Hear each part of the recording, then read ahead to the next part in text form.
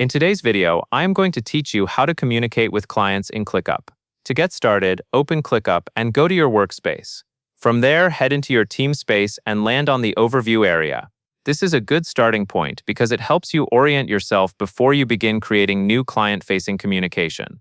Once you are on the overview screen, click the highlighted option that takes you into Clickup Chat. Chat is where you can keep client conversations organized in a dedicated place instead of scattering updates across email threads or direct messages. Keeping communication inside Clickup also makes it easier for your team to stay aligned, since messages and project context live together. In the chat area, click Create Channel. A channel is essentially a shared conversation room. It is best to create one channel per client or per project, so discussions stay focused and easy to search later. After you click to create the channel, you will see a field where you can enter the channel name in that highlighted text box. Use a clear descriptive name that your client and your internal team will recognize right away. For example, you might use the client name and the project name, or a simple label that matches how you organize your work. Next, click the highlighted option shown in the channel setup screen. This is where you confirm the channel details before it is created.